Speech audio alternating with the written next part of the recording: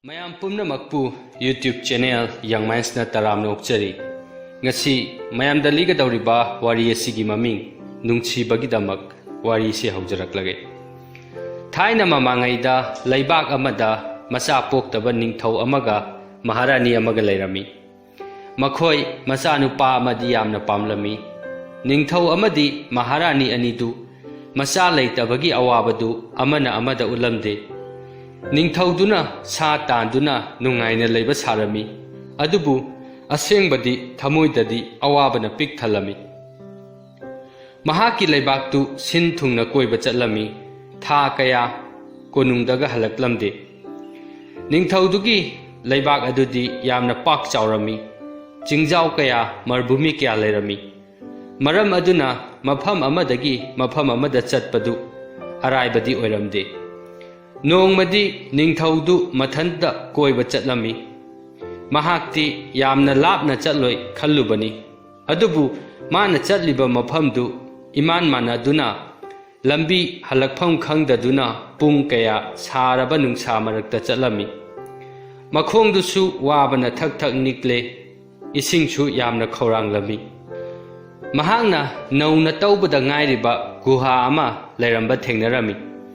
ꯒꯨꯍꯥꯗꯨ ꯊꯦꯡꯅꯔꯝꯗ꯭ꯔꯕꯗꯤ ꯃꯍꯥꯛ ꯏꯁꯤꯡ ꯈꯧꯔꯥꯡꯗꯨꯅ ꯁꯤꯔꯝꯂꯒꯗꯕꯅꯤ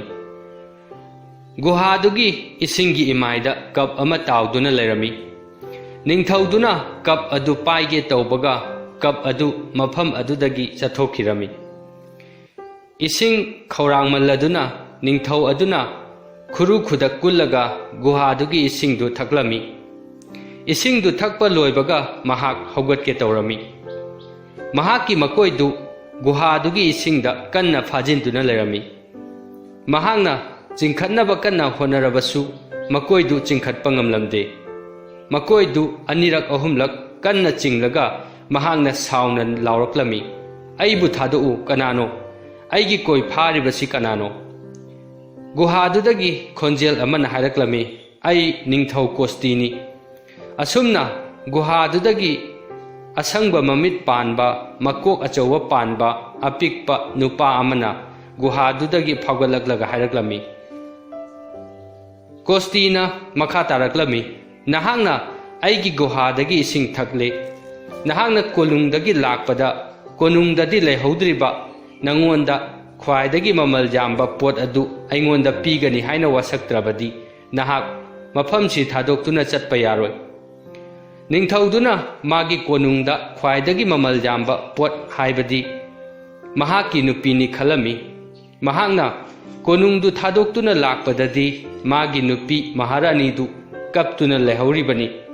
ꯃꯔꯝ ꯑꯗꯨꯅ ꯀꯣꯁꯇꯤꯅ ꯍꯥꯏꯔꯤꯕꯗꯨ ꯃꯥꯒꯤ ꯅꯨꯄꯤꯗꯤ ꯑꯣꯏꯔꯔꯣꯏ ꯈꯪꯂꯝꯃꯤ ꯑꯗꯨꯅ ꯅꯤꯡꯊꯧ ꯑꯗꯨꯅ ꯀꯣꯁꯇꯤ ꯑꯗꯨꯗ ꯋꯥꯁꯛꯂꯝꯃꯤ ꯃꯍꯥꯛꯅ ꯍꯦꯛ ꯋꯥꯁꯛꯈꯤꯕꯒ ꯑꯄꯤꯛꯄ ꯃꯤ ꯑꯃꯗꯤ ꯀꯞꯇꯨ ꯃꯥꯡꯈꯤꯔꯝꯃꯤ ꯅꯤꯡꯊꯧꯗꯨ ꯈꯨꯔꯨ ꯈꯨꯗꯛ ꯀꯨꯟꯗꯨꯅ ꯂꯩꯔꯝꯃꯤ ꯉꯁꯥꯏꯗꯒꯤ ꯇꯧꯔꯤꯕꯗꯨ ꯃꯪꯂꯥ ꯍꯥꯏꯗꯨꯅ ꯉꯛꯂꯝꯃꯤ ꯊꯥ 9ꯒꯤ ꯃꯇꯨꯡꯗ ꯅꯤꯡꯊꯧꯗꯨ ꯀꯣꯅꯨꯡꯗ ꯍꯜꯂꯛꯂꯝꯃꯤ ꯅꯤꯡꯊꯧꯗꯨ ꯄ꯭ꯔꯖꯥ ꯃꯤꯌꯥꯝꯅ ꯌꯥꯝꯅ ꯅꯨꯡꯁꯤꯔꯝꯃꯤ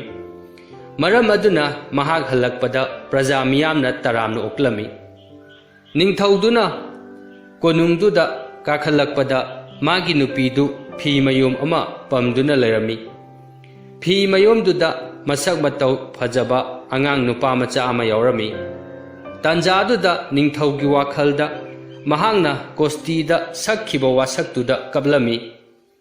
ꯄ꯭ꯔꯖꯥ ꯃꯤꯌꯥꯝꯅꯗꯤ ꯃꯍꯥꯛ ꯍꯜꯂꯛꯄꯗ ꯃꯆꯥꯅꯨꯄꯥ ꯑꯃ ꯂꯩꯔꯝꯕꯗꯨꯗ ꯅꯨꯡꯉꯥꯏꯃꯟꯗꯨꯅ ꯀꯞꯂꯤꯕꯅꯤ ꯈꯜꯂꯝꯃꯤ ꯅꯤꯡꯊꯧꯗꯨꯅ ꯃꯇꯝ ꯄꯨꯝꯅꯃꯛꯇ ꯃꯍꯥꯛꯅ ꯀꯣꯁꯇꯤꯗ ꯁꯛꯂꯝꯕ ꯋꯥꯁꯛꯇꯨ ꯅꯤꯡꯁꯤꯡꯗꯨꯅ ꯂꯩꯔꯝꯃꯤ ꯃꯍꯥꯛꯅ ꯃꯆꯥꯅꯨꯄꯥꯗꯨ ꯎꯕ ꯈꯨꯗꯤꯡꯒꯤ ꯃꯆꯥꯅꯨꯄꯥꯗꯨ ꯑꯔꯣꯏꯕ ꯎꯕꯅꯤ ꯈꯜꯂꯝꯃꯤ ꯆꯍꯤ ꯀꯌꯥꯒꯤ ꯃꯇꯨꯡꯗ ꯃꯆꯥꯅꯨꯄꯥꯗꯨ ꯃꯄꯨꯡ ꯃꯔꯩ ꯐꯥꯔꯕ ꯔꯥꯖꯀꯨꯃꯥꯔ ꯑꯣꯏꯔꯛꯂꯝꯃꯤ ꯀꯣꯁꯇꯤꯁꯨ ꯀꯔꯤꯃꯠꯇ ꯍꯥꯏꯔꯛꯇ꯭ꯔꯦ ꯅꯤꯡꯊꯧꯗꯨꯁꯨ ꯃꯥꯒꯤ ꯋꯥꯁꯛꯇꯨꯁꯨ ꯀꯥꯎꯊꯣꯛꯈ꯭ꯔꯦ ꯂꯩꯕꯥꯛ ꯄꯨꯝꯕꯗꯨꯗ ꯅꯤꯡꯊꯧ ꯃꯍꯥꯔꯥꯅꯤ ꯑꯃꯗꯤ ꯔꯥꯖꯀꯨꯃꯥꯔꯒꯤ ꯏꯃꯨꯡꯗꯨꯃꯨꯛ ꯅꯨꯡꯉꯥꯏꯕ ꯂꯩꯔꯝꯗꯦ ꯅꯣꯡꯃꯗꯤ ꯔꯥꯖꯀꯨꯃꯥꯔꯗꯨ ꯎꯃꯪꯗ ꯁꯥ ꯇꯥꯟꯕ ꯆꯠꯄꯗ ꯑꯍꯜ ꯑꯣꯏꯔꯕ ꯅꯨꯄꯥ ꯑꯃ ꯊꯦꯡꯅꯔꯝꯃꯤ ꯅꯨꯄꯥ ꯑꯗꯨꯅ ꯍꯥꯏꯔꯛꯂꯝꯃꯤ ꯔꯥꯖꯀꯨꯃꯥꯔ ꯅꯍꯥꯛꯄꯨ ꯀꯝꯗꯧꯔꯤꯕꯒꯦ ꯅꯪꯅ ꯃꯈꯣꯏꯕꯨ ꯐꯅ ꯀꯨꯏꯅ ꯉꯥꯏꯍꯜꯂꯦꯗ राजकुमार अदुना हंगलमी नहा कनानो नुपा अदुना खुमलकलमी नंग थूना खंगलकलगनी नंग न युमदा चटलगा पाउसी नपादा तमलुसो नपादा वासक्तु ngaglaktrabadi ningamdaba poglakani hayu madu hairaga ahal oiraba nupadu chatkirami mayumda halaklaga Rajkumar aduna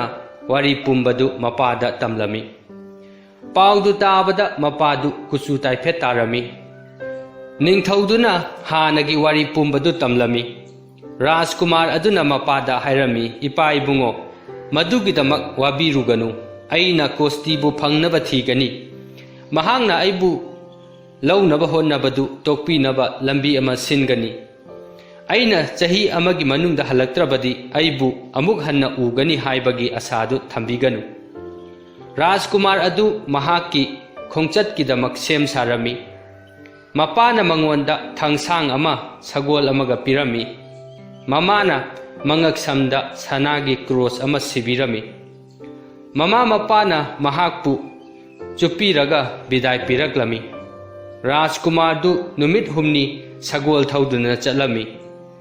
marini suba numitadi mahak samudra khongbal yawraklami samudra khongbal gi laingoi mathakta phajaraba fijol tarani thoi taaduna lairamba thengnarami fijol dugi manakta kanasu lairamba thengnaramde khangningbagi langtaknabaga loinana mahakna fijol ama pairaga lotuna lairami mahaki sagol aduna laptakna thamlami minat khara lairaga kanga chabun ama maphamduda iroiduna laklami kanga 13 di fijol du chechinbaga masang matau fajabi nupi 13 onduna maphamdudagi paiduna chatkirami iton tonbi 12 subi kanga adudi isingda mangaktu sangna tingthoktuna iroiduna lairami kanga aduna Rajkumar du laire khanglami mahangna miyoibagi khonjel da haraklami ho Rajkumar aigi fijol du aingonda pibiyu ai tobimal khangba uchage Rajkumar aduna fijol du laingoi mathaktu da thanamlaga khara lapthokna chalami kanga aduna fijol du setpadagi fajaraba nupi ama oiraklami nupi aduna Rajkumar adugi manakta changlaklaga harami Rajkumar thagachari ai siba naidaba kosti hairiba ningthaudugi macha nupi atombini aigi ichin inaw 12 ni aikhoina leinunggi leibaksi panbani matam kayagi mamangdagi aigi pabungna nangbu ngairakpani mahak yamna saurabani adubu kiganu aina haibudu taw nahak khudong thiba taroi nahangna aigi pabungdu hek ubaga thauna phana magi manakta changlaga khuru khudak kullaga kok nonna leigadabani madugi makha tabadi nahangna khanglagani haujiki di chalasi lao madu hairaga nupiduna leimaidu makhongna thilami leimaidu hangdoraklami maduda makhoi ani leinunggi leibaktuda chalami ngai haki matungda makhoi kostina leiriba konungduda yoraklami Rajkumar adu nupiduna haibagi matung ina ningthauna leiriba ka aduda thauna phana changlami kosti du makokta ningthaugi luhup amaga loinana leitengduna leirami mahangna Rajkumar adu hek ubaga kanna lauraklami phaglangdu thak thak niglami Rajkumar adu maduda karisu nachungdana ningthaudugi manakta changlami aduga khuru khudak kullaga leirami ningthauduna kanna noklaga hairaklami Rajkumar nahakna aibu nokhanba ngamle nahakki naraibak phabani nahak leinung leibaksida aikhoiga punna leigadabani nahakna thabak ahum khak tawgadabani ngasi ahingidi thengle tumuro hayeng ayuk hairage ayuk anganbada ningthauna mahakpu uningi haibagi pau piraklami mahak fijol setuna ningthauna phamduna leiriba ningthau khubam adugi manakta changlami ningthaugi mamangda khuru khudak kunduna leirami kosti na haraklami Rajkumar nahangna tawgadobadu haige ngasi ahing marble gi konung ama sagadabani ꯌꯨꯝꯊꯛꯇꯨꯅ ꯁꯅꯥꯒꯤ ꯑꯣꯏꯒꯗꯕꯅꯤ꯫ ꯀꯣꯅꯨꯡ ꯑꯗꯨ ꯄꯥꯛ ꯑꯃꯒꯤ ꯃꯌꯥꯏꯗ ꯁꯥꯒꯗꯕꯅꯤ꯫ ꯑꯩꯅ ꯍꯥꯏꯔꯤꯕꯁꯤ ꯅꯍꯥꯛꯅ ꯄꯥꯡꯊꯣꯛꯄ ꯉꯝꯂꯕꯗꯤ ꯅꯍꯥꯛ ꯑꯩꯒꯤ ꯃꯔꯨꯞ ꯑꯣꯏꯒꯅꯤ꯫ ꯀꯔꯤꯒꯨꯝꯕ ꯄꯥꯡꯊꯣꯛꯄ ꯉꯝꯗ꯭ꯔꯕꯗꯤ ꯅꯉꯛꯇꯨ ꯂꯩꯃꯥꯏꯗ ꯀꯦꯟꯒꯅꯤ꯫ ꯔꯥꯖꯀꯨꯃꯥꯔ ꯑꯗꯨ ꯋꯥ ꯉꯥꯡꯗꯅ ꯇꯨꯃꯤꯟꯅ ꯇꯥꯗꯨꯅ ꯂꯩꯔꯝꯃꯤ꯫ ꯑꯗꯨꯗꯒꯤ ꯃꯍꯥꯛꯀꯤ ꯀꯥꯗ ꯍꯜꯂꯛꯂꯝꯃꯤ꯫ ꯃꯍꯥꯛ ꯁꯣꯏꯗꯅ ꯁꯤꯔꯒꯅꯤ ꯈꯜꯂꯝꯃꯤ꯫ ꯃꯍꯥꯛ ꯋꯥꯈꯜꯅ ꯃꯪꯗꯨꯅ ꯂꯩꯔꯤꯉꯩꯗ ꯃꯍꯥꯛꯀꯤ ꯊꯣꯡꯅꯥꯎꯗ ꯍꯌꯤꯡꯈꯣꯏ ꯑꯃ ꯄꯥꯏꯔꯛꯂꯒ ꯊꯣꯡꯅꯥꯎꯗꯨ ꯍꯥꯡꯗꯣꯛꯅꯕ ꯍꯥꯏꯔꯝꯃꯤ꯫ ꯃꯍꯥꯛꯅ ꯊꯣꯡꯅꯥꯎꯗꯨ ꯍꯥꯡꯗꯣꯛꯄꯗ ꯃꯍꯥꯛꯀꯤ ꯃꯃꯥꯡꯗ ꯃꯁꯛ ꯃꯇꯧ ꯐꯖꯕꯤ ꯔꯥꯖꯀꯨꯃꯥꯔꯤ ꯑꯇꯣꯝꯕꯤꯗꯨ ꯂꯦꯞꯂꯝꯃꯤ꯫ ꯔꯥꯖꯀꯨꯃꯥꯔꯤ ꯑꯗꯨꯅ ꯍꯥꯏꯔꯛꯂꯝꯃꯤ, "ꯔꯥꯖꯀꯨꯃꯥꯔ, ꯅꯍꯥꯛ ꯀꯔꯤ ꯃꯪꯂꯤꯕꯅꯣ?" ꯔꯥꯖꯀꯨꯃꯥꯔ ꯑꯗꯨꯅ ꯈꯨꯝꯂꯝꯃꯤ, "ꯑꯩꯕꯨ ꯍꯥꯠꯅꯕ ꯍꯣꯠꯅꯔꯤꯕ ꯅꯄꯥꯒꯤ ꯃꯔꯝꯗ ꯈꯜꯂꯝꯂꯤꯕꯅꯤ."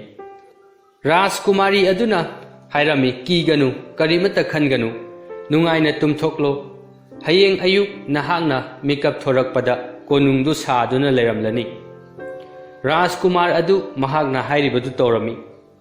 ꯃꯊꯪꯒꯤ ꯑꯌꯨꯛꯇ ꯔꯥꯖꯀꯨꯃꯥꯔ ꯑꯗꯨꯅ ꯃꯥꯒꯤ ꯀꯥꯗꯒꯤ ꯊꯣꯔꯛꯄꯗ ꯌꯥꯝꯅ ꯐꯖꯕ ꯀꯣꯅꯨꯡ ꯑꯃ ꯂꯩꯔꯝꯕ ꯊꯦꯡꯅꯔꯝꯃꯤ꯫ ꯀꯣꯁꯇꯤꯗꯤ ꯃꯇꯧ ꯀꯔꯝꯅ ꯀꯣꯅꯨꯡꯗꯨ ꯁꯥꯔꯝꯂꯤꯕꯅꯣ ꯈꯟꯕꯗ ꯌꯥꯝꯅ ꯉꯛꯂꯝꯃꯤ꯫ ꯃꯍꯥꯛꯅ ꯔꯥꯖꯀꯨꯃꯥꯔ ꯑꯗꯨꯗ ꯍꯥꯏꯔꯝꯃꯤ,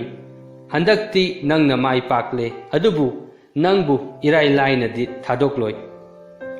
ꯍꯌꯦꯡ ꯅꯪꯒꯤ ꯅꯃꯥꯡꯗ ꯑꯩꯒꯤ ꯏꯆꯥꯅꯨꯄꯤ 12ꯁꯤ ꯅꯪꯒꯤ ꯃꯥꯡꯗ ꯂꯦꯞꯀꯅꯤ꯫ ꯀꯔꯤꯒꯨꯝꯕ ꯅꯪꯅ ꯏꯆꯥꯅꯨꯄꯤ ꯑꯇꯣꯝꯕꯤꯁꯤ ꯈꯟꯗꯣꯛꯄ ꯉꯝꯗ꯭ꯔꯕꯗꯤ ꯅꯉꯛꯇꯨ ꯀꯦꯟꯒꯅꯤ." ꯔꯥꯖꯀꯨꯃꯥꯔ ꯑꯗꯨꯅ ꯃꯥꯒꯤ ꯀꯥꯗ ꯆꯪꯕꯗ ꯃꯊꯟꯇ ꯍꯥꯏꯔꯝꯃꯤ, "ꯑꯩꯕꯨ ꯔꯥꯖꯀꯨꯃꯥꯔꯤ ꯑꯇꯣꯝꯕꯤꯗꯨ ꯈꯟꯗꯣꯛꯄ ꯉꯝꯂꯣꯏꯗ꯭ꯔꯅꯦ? ꯃꯣꯏꯕꯨ ꯃꯁꯛ ꯃꯇꯧ ꯀꯌꯥ ꯃꯥꯟꯅꯕꯖꯥꯠꯅꯣ?" ꯃꯇꯝꯗꯨꯗ ꯍꯌꯤꯡꯈꯣꯏ ꯑꯗꯨ ꯂꯥꯛꯂꯒ ꯃꯉꯣꯟꯗ ꯍꯥꯏꯔꯛꯂꯝꯃꯤ, "ꯑꯩꯒꯤ ꯃꯇꯦꯡ ꯌꯥꯎꯗꯅꯗꯤ ꯅꯍꯥꯛ ꯊꯕꯛꯇꯨ ꯄꯥꯡꯊꯣꯛꯄ ꯉꯝꯂꯣꯏ꯫ ꯑꯩꯈꯣꯏ ꯏꯆꯤꯟ ꯏꯅꯥꯎ 12ꯃꯛ ꯂꯣꯏꯅ ꯃꯁꯛ ꯃꯥꯟꯅꯕꯅꯤ꯫ ꯑꯩꯈꯣꯏꯒꯤ ꯄꯥꯕꯨꯡꯅꯐꯥꯎ ꯑꯩꯈꯣꯏꯒꯤ ꯃꯔꯛꯇ ꯂꯩꯕ ꯈꯦꯠꯅꯕ ꯈꯪꯗꯣꯛꯄꯗ ꯌꯥꯝꯅ ꯋꯥꯅ ꯊꯣꯛꯂꯤꯕꯅꯤ." ꯔꯥꯖꯀꯨꯃꯥꯔ ꯑꯗꯨꯅ ꯍꯥꯏꯔꯝꯃꯤ, "ꯑꯗꯨꯗꯤ ꯑꯩꯗꯤ ꯀꯔꯤ ꯇꯧꯗꯣꯏꯕ?" ꯔꯥꯖꯀꯨꯃꯥꯔꯤ ꯑꯗꯨꯅ ꯍꯥꯏꯔꯛꯂꯝꯃꯤ,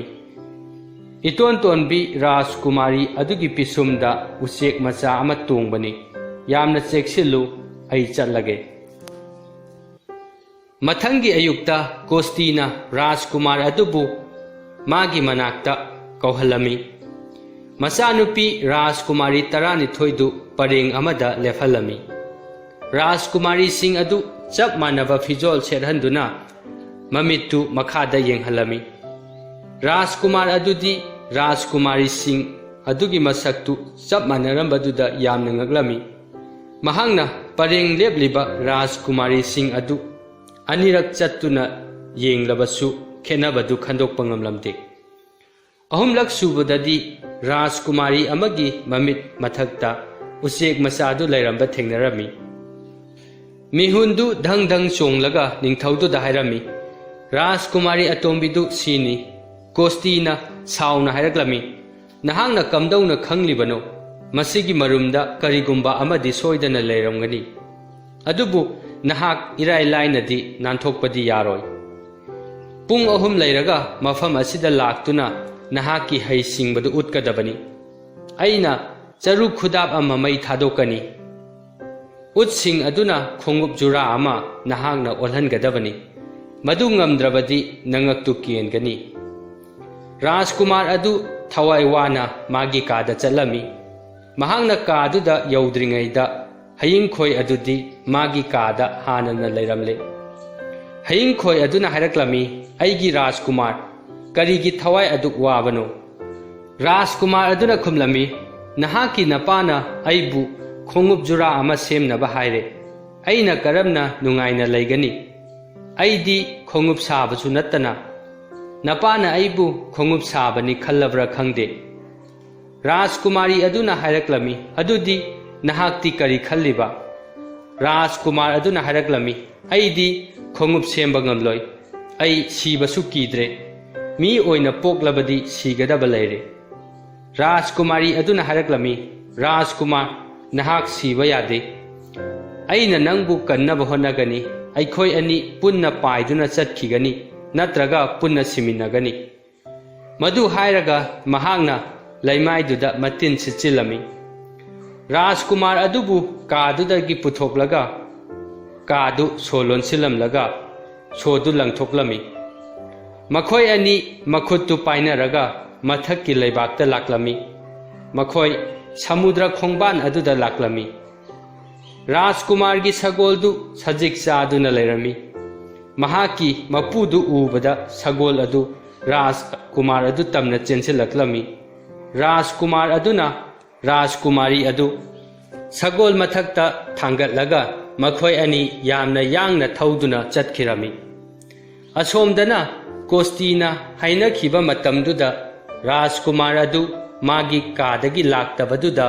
मी थादुना माबु कौबा चटहलमी मनाय अमना राजकुमार अदुबु कौबा चटलमी थोंगदु सोलोनबनिना मनाय अदुना थोंगदु कन्ना थिलमी अदुबु का मनुंगदगी हायरक्लमी मिकुप अमतंग ngaibiyu कादुदगी हायरक्लिबदुदी राजकुमारी अदुना सिलमलिबा तिन अदुना ओइरमी मदुना राजकुमार की खोंजेलदु साबा ओइरमी पाउदु कोस्तीदा तमलमी हंदकसु राजकुमार अदुबु कौरुनबा मनाइदु थारमी हंदकसु खोंजेल अदुना ngसाइगी अदुमाइना हायरक्लमी मदुदा निंगथौदुना साउना हायरक्लमी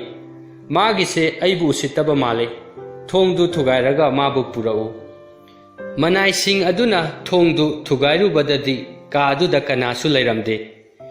ngसाइ मखै खुमलमलिबदुदी तिनदुना नि हाइबा खंगलमी निंगथौदु मई हौना साउरमी महांगना मखोय अनिबु फादुना पुरकदबनी हाइना याथंग पिरमी करिगुंबा ngamdrabadi मखोय पुमनमक हातोकनी हायरमी असोमदना राजकुमार अमदी राजकुमारी अदुना मखोय अनिबु तानरकले हाइबा खंगलमी राजकुमारी अदुना हायरमी अदुदी मतम मांगहनबा यादे राजकुमारी अदुना तुरेन ओलमी राजकुमार अदुबुना थोंग ओलहलमी अदुगा सगोल अदुना क्वाक ओलहलमी अदुगी थोंगदुगी हेक मथंगदा लैरिबा लंबीदु अहुम थोकना लोंहलमी लानमीसिंग अदुना थोंगदु यौरकपदा लंबी अहुम फंगलंबदुदा मखोय कदोमदा तानागदबनो खंगलमदे मरम अदुना निंगथौदुगी मनाक्ता निंगबा कायना हलक्लमी निंगथौना साउना लाउरक्लमी अपंगबसा मखोय थोंगा तुरेनगदुनिने नखोय बु करिमता खलहौद्रब्रो चलो मखोय बु थुना पुरौ लानमीसिंग अदु यामना थुना अमुक चतखिरमी मतमदुददी राजकुमार अमदी राजकुमारी अदु लापना चेनख्रबनी राजकुमार अदुना हायरक्लमी सगोल थौबगी मखोल ताइदा महांगना सगोलदगी चोंगथरगा मनादु लैमाइदा थमदुना तारमी महांगना हायरक्लमी मखोय सिदगी पंगलाब लापद्रे खुदक्ता राजकुमारी अदुना मखोय असुक्पा उमंग अमा ओलहलमी उमंगदुदा लंबी कयासु लैहलमी लानमीसिंग अदु मखोयबु तानरकपदुदा उमंगी लंबीदुदा मखोयसु ngौरमी मखोयना तानबदुदा हानगी लंबीदुदा अमुक तारमी मखोय निंगथौदुगी मनाक्ता अमुक हलक्लमी निंगथौदुना साउना हायरक्लमी मखोय आई इसामकना तानगनी मखोय अखोयदगी नांथोकपा ngamloi राजकुमारी अदुना हायरक्लमी अखोयबु कनागुंबा अमना तानरकपा माली राजकुमार अदुनसु होय हायरमी राजकुमारी अदुना अमुक हायरक्लमी हंदक्ति अखोयबु तानरकलिबसी इपा निंगथौ मसामकनी